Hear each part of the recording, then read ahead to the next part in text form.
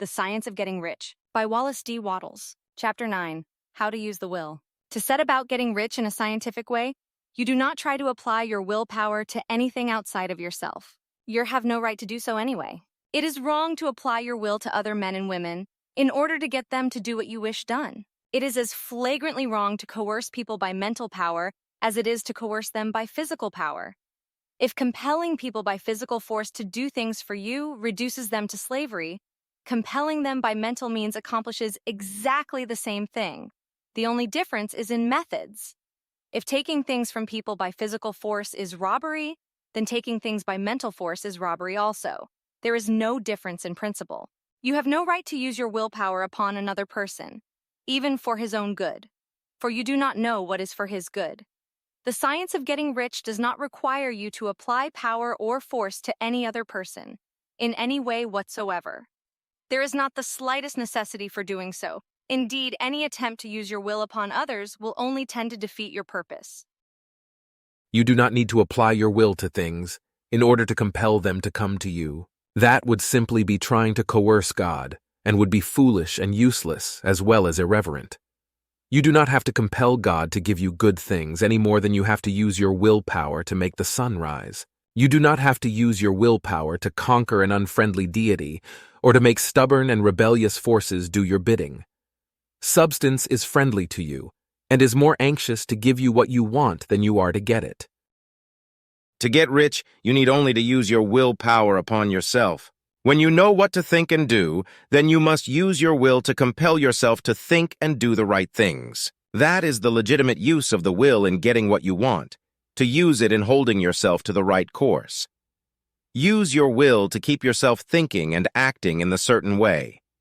Do not try to project your will or your thoughts or your mind out into space to act on things or people. Keep your mind at home. It can accomplish more there than elsewhere. Use your mind to form a mental image of what you want and to hold that vision with faith and purpose, and use your will to keep your mind working in the right way. The more steady and continuous your faith and purpose, the more rapidly you will get rich, because you will make only positive impressions upon substance, and you will not neutralize or offset them by negative impressions. The picture of your desires, held with faith and purpose, is taken up by the formless, and permeates it to great distances throughout the universe, for all I know. As this impression spreads, all things are set moving toward its realization. Every living thing, every inanimate thing, and the things yet uncreated, are stirred toward bringing into being that which you want.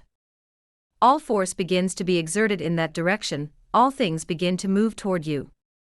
The minds of people, everywhere, are influenced toward doing the things necessary to the fulfilling of your desires, and they work for you, unconsciously. But you can check all this by starting a negative impression in the formless substance. Doubt or unbelief is as certain to start a movement away from you as faith and purpose are to start one toward you. It is by not understanding this that most people, who try to make use of mental science in getting rich, make their failure. Every hour and moment you spend in giving heed to doubts and fears, every hour you spend in worry, every hour in which your soul is possessed by unbelief, sets a current away from you in the whole domain of intelligent substance. All the promises are unto them that believe, and unto them only. Notice how insistent Jesus was upon this point of belief, and now you know the reason why. Since belief is all important, it behooves you to guard your thoughts, and as your beliefs will be shaped to a very great extent by the things you observe and think about, it is important that you should command your attention. And here the will comes into use, for it is by your will that you determine upon what things your attention shall be fixed. If you want to become rich, you must not make a study of poverty. Things are not brought into being by thinking about their opposites. Health is never to be attained by studying disease and thinking about disease. Righteousness is not to be promoted by studying sin and thinking about sin. And no one ever got rich by studying poverty and thinking about poverty. Medicine as a science of disease has increased disease. Religion as a science of sin has promoted sin, and economics as a study of poverty will fill the world with wretchedness and want. Do not talk about poverty.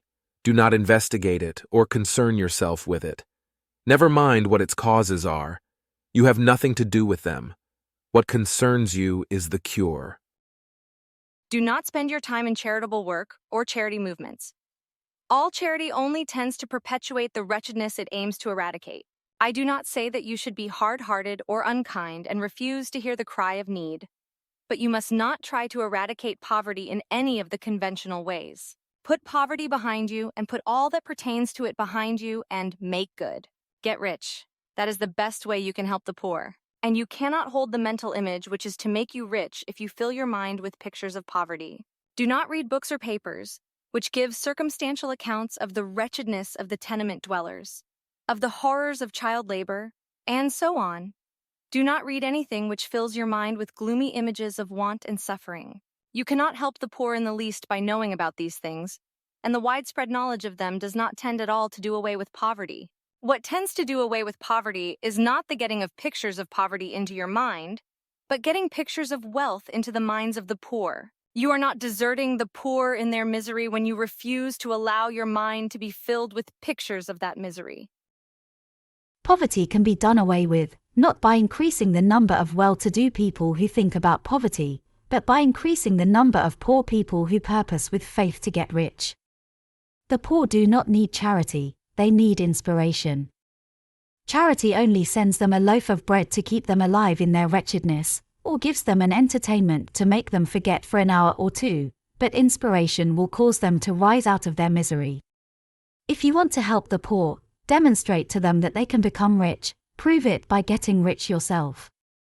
The only way in which poverty will ever be banished from this world is by getting a large and constantly increasing number of people to practice the teachings of this book. People must be taught to become rich by creation, not by competition. Every man who becomes rich by competition throws down behind him the ladder by which he rises, and keeps others down, but every man who gets rich by creation opens a way for thousands to follow him, and inspires them to do so. You are not showing hardness of heart or an unfeeling disposition when you refuse to pity poverty, see poverty, read about poverty, or think or talk about it, or to listen to those who do talk about it. Use your willpower to keep your mind off the subject of poverty, and to keep it fixed with faith and purpose on the vision of what you want.